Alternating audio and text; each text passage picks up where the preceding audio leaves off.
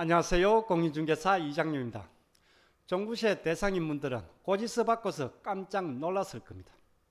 특히 조정지역 다주택자들은 거의 멘붕이 아닌가 싶습니다.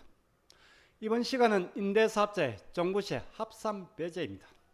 어떤 주택이 합산 배제 대상인지, 그리고 지금 등록을 해도 종부세 합산 배제가 가능한지, 합산 배제 적용을 받고 1주택에 해당되는 경우와 다주택인 경우는 납부할 종부세 차이가 엄청납니다. 등록한 임대주택이 종부세 합산 배제 대상이 맞는지, 그리고 종부세 때문에 지금이라도 임대 등록을 해야 하는지 바로 시작하겠습니다. 구독, 좋아요는 필수입니다. 시작하겠습니다. 최근 들어 부동산 시장의 가장 뜨거운 이슈가 종부세입니다. 임대사업자의 종부세 합산 배제. 일정 요건을 갖추고서 등록한 임대주택은 종부세 합산 배제, 즉 종부세 대상에서 제외가 됩니다. 일반주택 한 채와 임대 등록한 주택이 있네요. 임대주택이 종부세 합산 배제 요건을 갖추고 있다면 2주택이 아닌 1주택이 되면서 11억까지는 공제가 되면서 종부세 부담이 상당폭 줄어들게 됩니다. 지난번 영상에서 계산해봤던 공시가 4억 5천 그리고 6억에 24평형 34평형 아파트 2채를 보유하고 있는 조정지역 2주택자, 종부세가 2021년은 592만원, 그리고 2022년은 883만원이 나옵니다. 그런데 24평형 한 채가 임대 등록이 돼 있고 종부세 합산 배제 요건을 갖추고 있다면 이때는 1주택이 되면서 나올 종부세가 없겠네요. 이렇게 종부세 대상인 분들은 합산 배제 주택이 있다면 지금 같은 경우는 상당한 효과를 볼 수가 있습니다. 지난 시간에 설명드린 주택에 대한 종합부동산세 개념입니다. 가세 기준금액이 공시가 합계 6억입니다. 6억까지는 공제가 됩니다. 그렇지만 1주택자는 개정이 되면서 11억입니다. 만약에 등록한 임대주택이 합산배제 대상이라면 1주택으로 11억까지는 종부세가 나오질 않겠네요. 그리고 합산배제 주택이라면 9월 16일부터 30일 사이에 합산배제 신고를 해야 합니다. 매년 할 필요는 없고 달리 변동이 없다면 한 번만 하면 되네요. 그리고 참고로 짜집말소, 자동말소가 되는 경우는 이 기간에 합산제외 신고도 해야 하네요. 종부세 합산 배제 적용을 받는 요건입니다. 참고로 종부세 합산 배제 요건은 양도세 중과 배제 요건과 동일합니다. 즉 종부세 합산 배제 대상 주택이라면 동시에 양도세 중과 배제도 같이 적용을 받는다고 보시면 되겠네요. 2018년 3월 31일 이전에 등록한 경우와 2018년 4월 1일 이후에 등록한 경우로 구분이 됩니다. 내가 등록해 있는 임대주택이 종부세 합산 배제 대상이 맞는지, 그리고 지금 등록을 한다면 종부세 합산 배제가 가능한지 하나씩 보겠습니다. 2018년 3월 31일 이전에 등록한 경우는 단기든 장기든 모두 적용 대상입니다. 그렇지만 2018년 4월 1일 이후에 등록한 경우는 장기로 등록한 경우가 적용 대상입니다. 그리고 지금은 10년 장기로만 등록이 가능합니다. 의무임대 기간입니다. 2018년 3월 31일 이전에 등록한 경우는 단기든 장기든 의무임대 기간이 5년 이상입니다. 그리고 2018년 4월 1일 이후에 등록한 경우는 의무임대 기간이 8년, 10년입니다. 8년, 10년의 의무임대를 유지해야 합니다. 그렇지만 짜집말소, 자동말소가 되는 경우는 의무임대를 충족할 필요는 없습니다. 말소가 되는 날 의무임대를 충족한 것으로 보기 때문입니다. 면적요건은 없습니다. 그렇지만 가액요건은 있습니다. 임대 개시일 당시 기준으로 기준시가 수도권 6억, 기타 3억 이하입니다.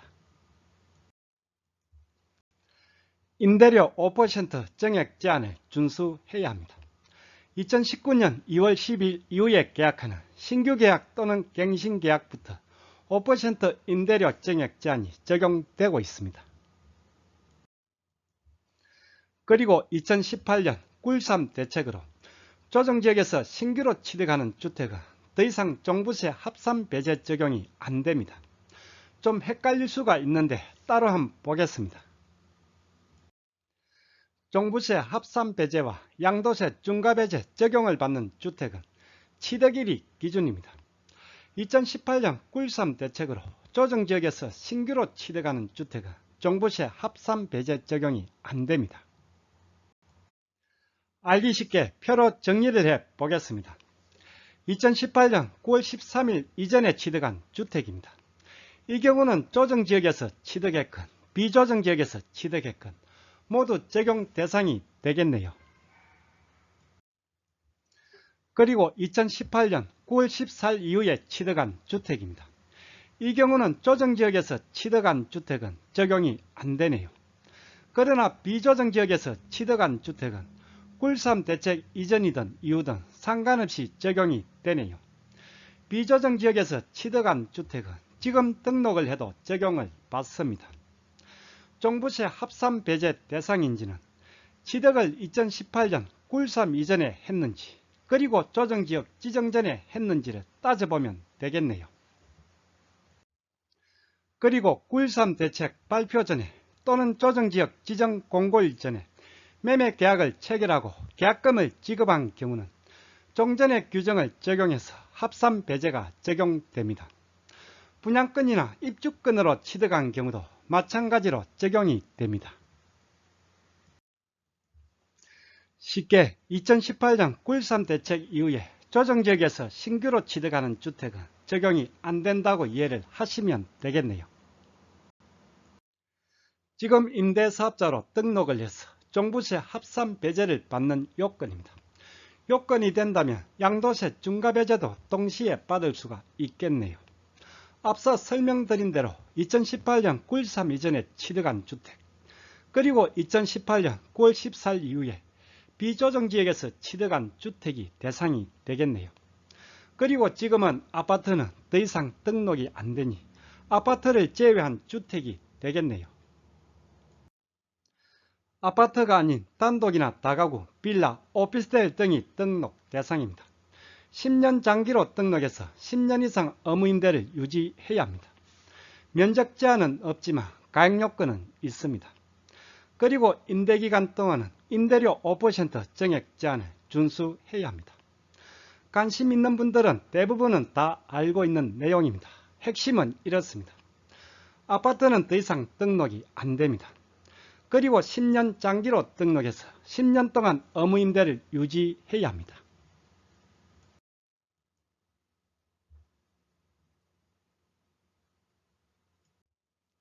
(4년) 단기 그리고 아파트 8년 장기는 자진 말소가 가능하고 그리고 의무임대가 종료가 되면 자동 말소가 됩니다. 자진 말소, 자동 말소에 따른 종부세 합산 배제입니다. 의무임대 기간 충족 전에 자진 말소 또는 자동 말소가 되는 경우도 이미 경감받은 세액은 추징하지 않습니다. 자진 말소 또는 자동 말소가 되는 경우 말소일을 기준으로 합산가세가 됩니다. 종부세 가세 기준일이 매년 6월 1일입니다. 가세 기준일 이전에 자진 말소, 자동 말소가 된다면 일반주택이 되면서 합산 배제가 더 이상 안되네요. 이 경우는 합산가세가 되겠네요. 반대로 이후에 자진 말소, 자동 말소가 된다면 이때는 합산 배제 적용을 받을 수가 있겠네요. 종부세 가세 기준일이 매년 6월 1일입니다. 자동 말소의 경우는 어쩔 수가 없지만 자진 말소를 하는 경우는 6월 1일 이후에 말소 신청을 해야겠네요. 그리고 자진 말소의 경우는 세입자의 동의가 필요하네요. 등록한 임대주택이 자동 말소가 된 이후에 종부세 합산 배제를 계속 받기 위해서 재등록을 고려하시는 분들이 있습니다. 그런데 여기엔 따져볼 게 있네요. 아파트는 더 이상 등록이 안됩니다. 단독이나 빌라, 오피스텔 등은 아파트에 비해서 상대적으로 등록 메리트가 떨어집니다. 10년 동안 의무임대를 유지해야 합니다. 중간에 팔 수가 없습니다. 과태료가 최고 3천만 원입니다. 그리고 지켜야 할 의무사항이 많습니다. 10년 동안 임대료 5% 정액 제한을 지켜야 합니다. 게다가 보증보험도 가입해야 하고 부기 등기까지 해야 합니다. 그리고 지금 등록을 하더라도 8년 50%, 10년 70%의 장기보유 특별공제는 적용이 안됩니다.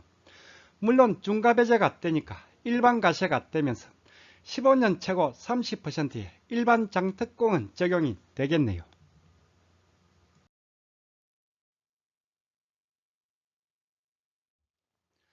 임대사업자의 종부세 합산배제와 양도세 중과배제는 주택 취득일이 기준입니다. 그러다 보니 지금 등록을 해도 적용을 받는 경우가 있습니다. 그렇지만 또 따져볼 것도 많습니다. 금년에 종부세가 얼마나 나왔는지, 그리고 합산배제가 되면 얼마나 줄어드는지 잘 따져보시고 판단을 하셔야겠네요.